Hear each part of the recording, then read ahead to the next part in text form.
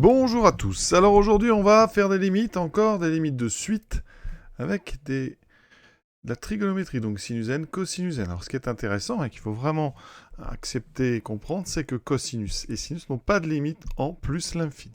Vous savez, ces fonctions qui sont de pi périodiques, donc avec des courbes comme ceci, donc vous n'avez pas de limite quand vous allez vers plus l'infini.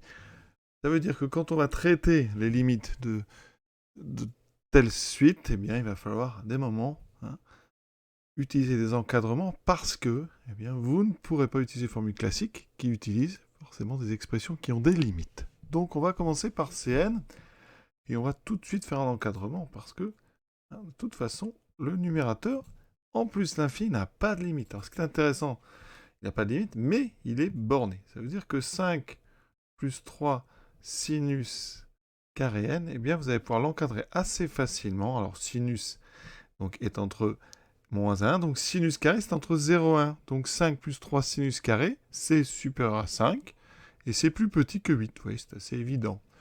Donc ça veut dire que le numérateur est un nombre qui va être compris entre 5 et 8. Et vous allez diviser par quelque chose qui, bien évidemment, et là quand on se destine à faire les maths, on n'a pas besoin d'expliquer que bien, racine de n plus 2 plus 3, ça tend vers plus infini en plus infini. Donc ici, eh bien, on va procéder par un encadrement et théorème des gendarmes.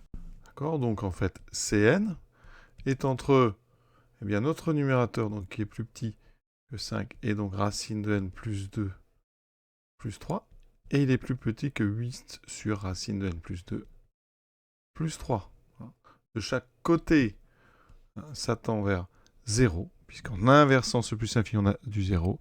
Donc ici, un théorème donc, des gendarmes, théorème d'encadrement, limite de Cn, c'est égal à 0 quand n tend vers plus l'infini. Et j'insiste, les arguments du type croissance compacte, etc., ne sont pas acceptables ici. Vous avez du sinus, donc il faut procéder rigoureusement par un encadrement. Deuxième suite du jour, racine de n plus cosn moins racine n. Alors c'est pareil. Par exemple, si on veut montrer que n plus cos n tend vers plus l'infini, il faudrait proprement dire que c'est... Alors, on ne va pas faire un encadrement ici, on va juste avoir besoin du côté gauche. C'est plus grand que n moins 1. D'accord? Cosinus est plus grand que moins 1. Donc, n plus cos n est plus grand que n moins 1. Là, on est sur... pour parler du problème de terminal, sur le problème de comparaison.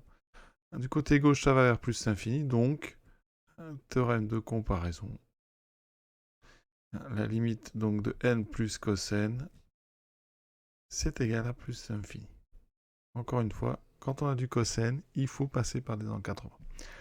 Donc on a ici une racine qui tend vers plus l'infini, moins une autre qui tend vers plus l'infini. On a donc une jolie forme indéterminée, avec une soustraction de deux racines carrées. Donc ça c'est habituel, il faut passer par l'expression conjuguée. Alors l'expression conjuguée, c'est une méthode qui sert à se débrouiller quand on a des différences ici avec une racine carrée au moins. Ici on en a deux. On va donc ici faire ceci, et on va multiplier en haut et en bas par racine de n plus cos n plus racine carrée. La même chose, mais avec un plus entre les deux. D'accord? Il va falloir quand même s'assurer que cette chose-là est positive. Ça, c'est ce que je vais dire. Mais voilà, vous allez multiplier par ça de façon, vous allez voir, à faire apparaître une identité remarquable au numérateur. On s'assure quand même qu'on peut diviser par racine n plus cos n plus racine n.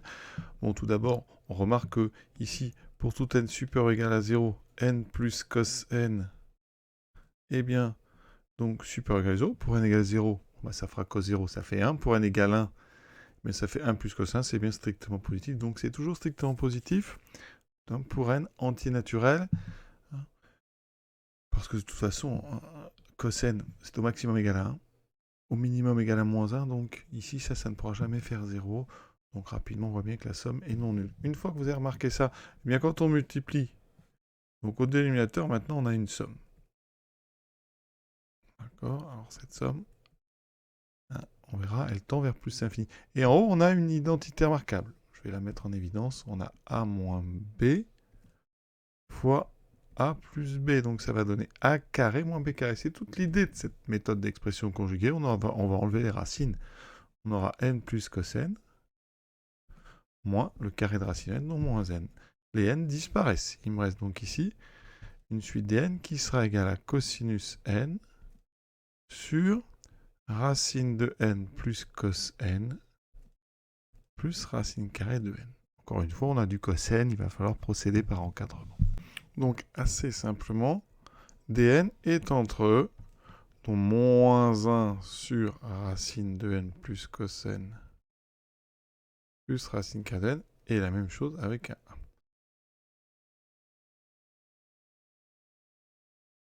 Ouais, on va juste montrer, évidemment, que à gauche et à droite, ça tend vers 0. Donc, théorème des gendarmes, théorème d'encadrement, dn tend vers 0. Alors, la limite ici, je vous l'ai montré, hein, on va quand même la refaire rapidement.